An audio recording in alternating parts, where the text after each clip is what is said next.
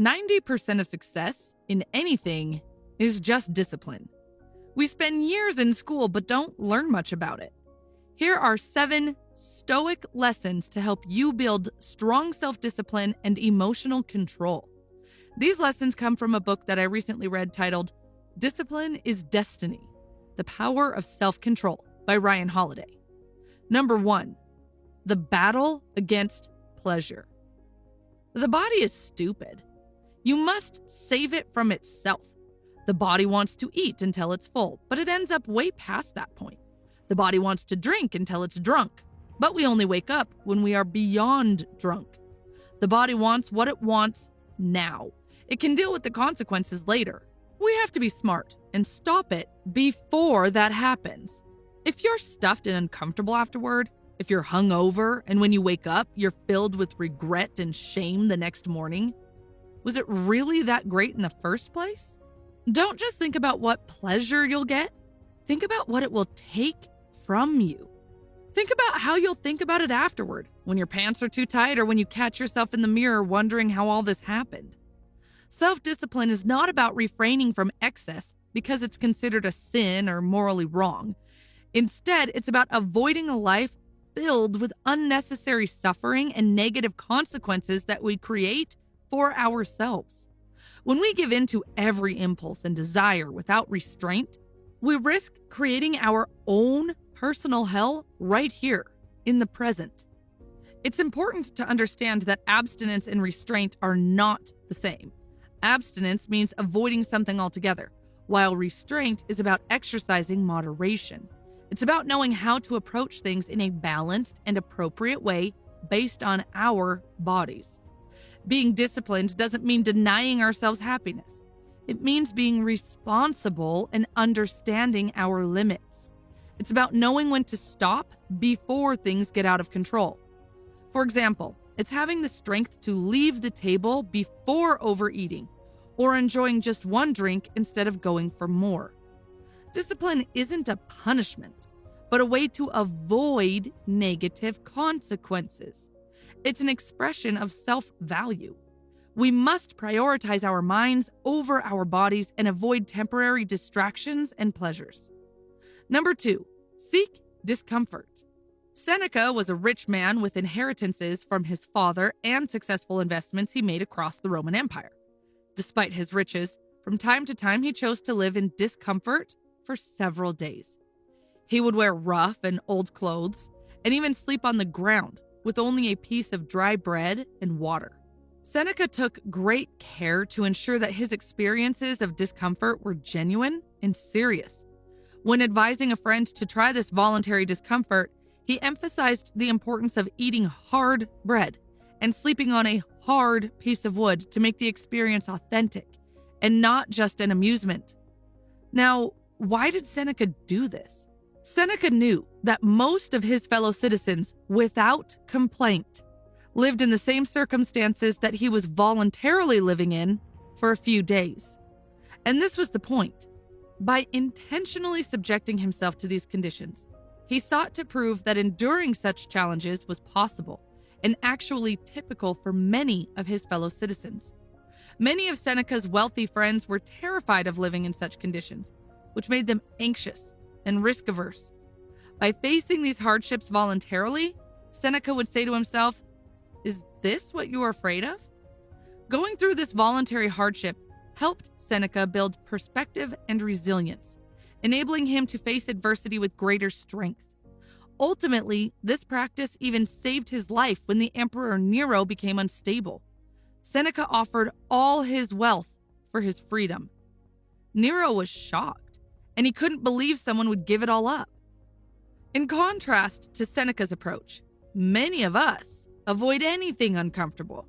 We believe that success means never struggling and always having what we want at our fingertips. Why be cold when we can turn on the AC? Why carry heavy things when someone else can do it for us? Why walk when we can drive? We don't realize how dependent this makes us. It spoils us and creates perfect conditions for failure. It also makes us fearful. We get addicted to our comforts and then we fear losing them. But some people value discomfort. They challenge themselves by running marathons, sleeping on the ground, lifting heavy things, or enduring manual labor. Seeking pain toughens us up and makes us less afraid of challenges. Self-discipline starts with our bodies, but it does not happen automatically. We must expose ourselves to challenges because life will bring severe discomfort someday. We must be prepared. Those who can handle tough times and accept the change are harder to defeat and happier overall. We should be moderate now when times are good, because good times never last forever. Number 3, quit being a slave. Dwight Eisenhower achieved great things in his life. He fought in battles, defeated the Nazis, occupied Germany, wrote his memoirs, and became rich. But in 1949, Eisenhower faced a new challenge, conquering himself. He had a habit of smoking 3 to 4 packs of cigarettes daily for 38 years, and he knew it was time to quit. Although it may not seem like a big deal compared to his other accomplishments, anyone who has struggled with addiction knows how tough it can be. But Eisenhower had incredible willpower. He decided to quit smoking cold turkey. He said, "The only way to stop is to stop." And he never touched a cigarette again. No one forced him to quit. It was his personal decision. He believed it was his duty to take care of his body and protect his health. By conquering this inner demon, he added years to his life. With a strong and healthy body, he could continue to serve the world. He led NATO and eventually became the President of the United States during a challenging time. In today's world, we can get hooked on various things like cigarettes, soda, TikTok, Instagram, or playing video games. It doesn't matter if these habits are considered acceptable or not. What's important is whether they are good for us. Just like Eisenhower's smoking habit was harming him slowly, many of our habits might be doing the same without us realizing it. But even if they don't harm us, why should we let these habits control us? Why should we take orders from our belly? We should be the boss. Neither the body nor the habit can be the boss. Slavery was a deeply inefficient economic system, besides its misery and cruelty. Why would you choose to be a slave to your habits? Here's a simple test. If these things were introduced to you today, knowing all the risks and consequences, would you still start using them? Would you still smoke, drink, or pursue a lifestyle if you knew it would lead to unhappiness in the long run? Just because you started in the past doesn't mean you must continue now. You have the power to choose differently. No matter how powerful you are, there might be some bad habits you're struggling with right now. But the good news is, it's never too late to beat them. Take inspiration from Eisenhower, who quit smoking at the age of 58. What counts is not how long you've had the habit, but what you choose to do about it today. Choose to stop now. Choose to stop being a slave. Number 4, avoid the extra. Cato the Elder was known for his remarkable frugality. He lived a simple and humble life, never wearing expensive garments or spending extravagantly.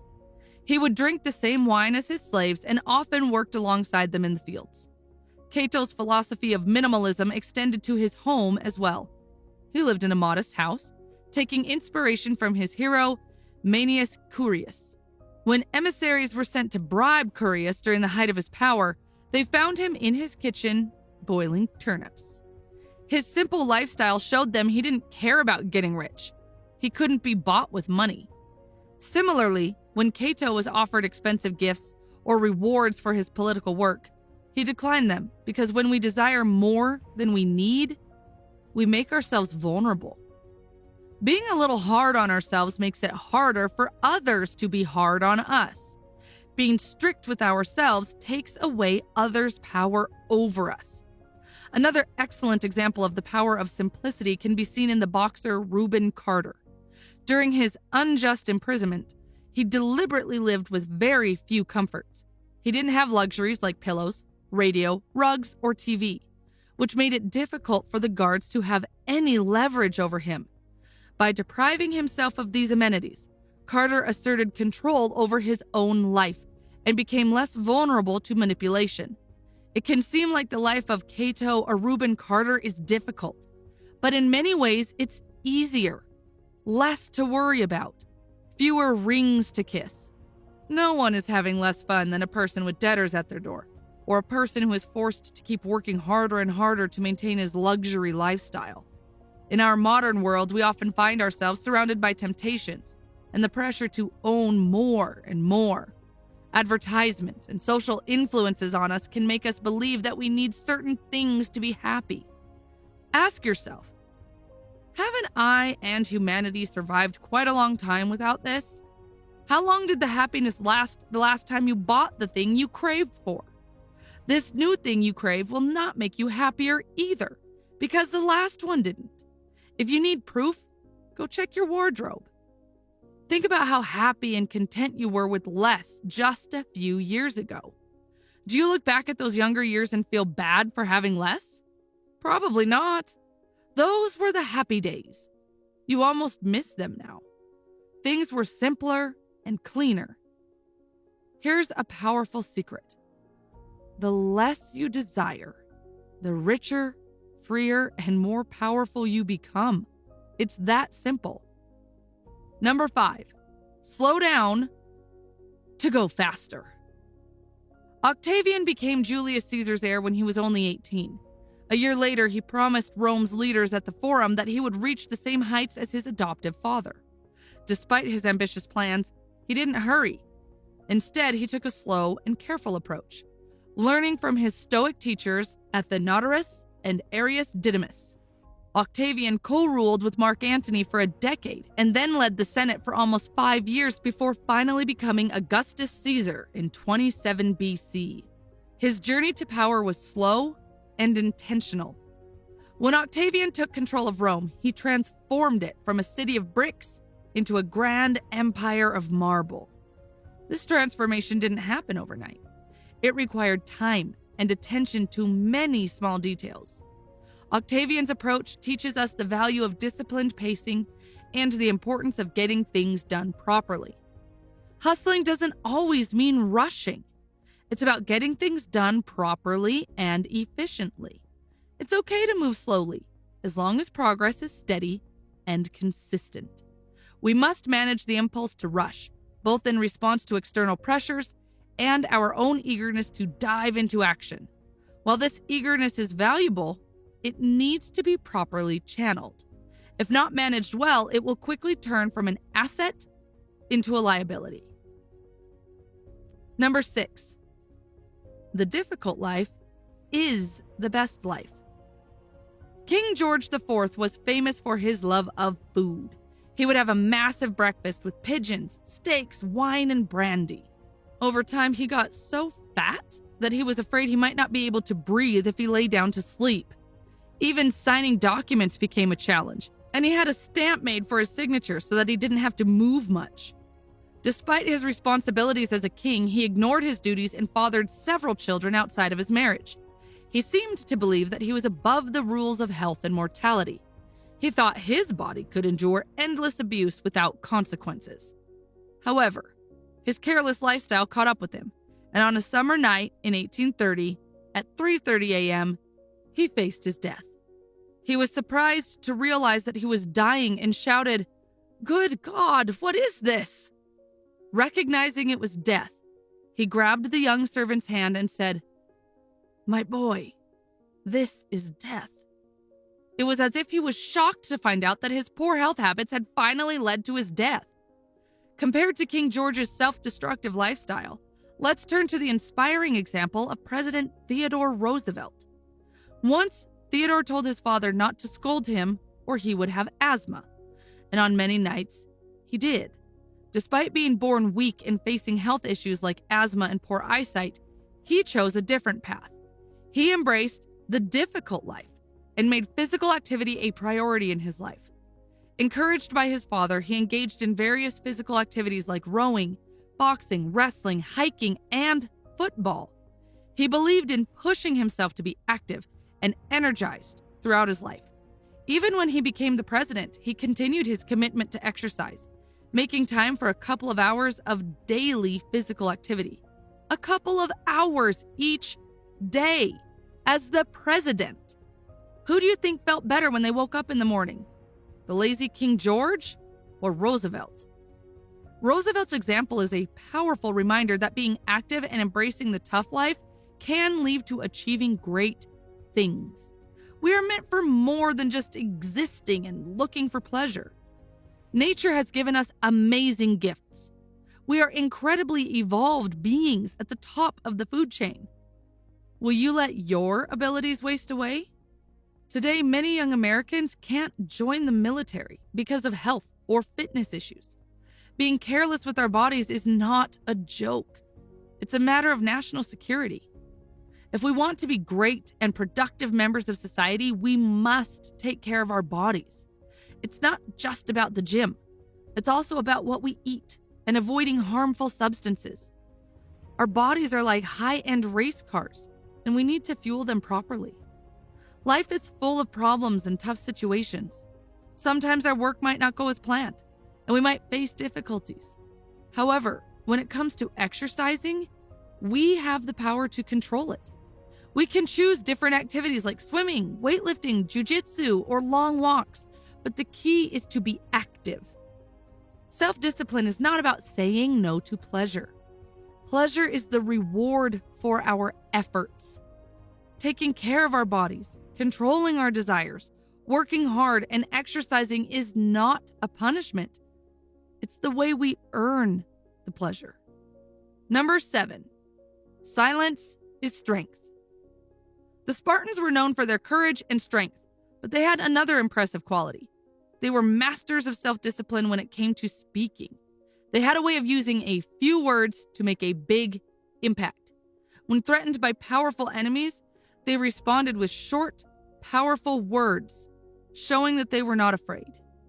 For instance, when told that Xerxes' arrows would block out the sun, Leonidas replied, "Then we shall fight in the shade."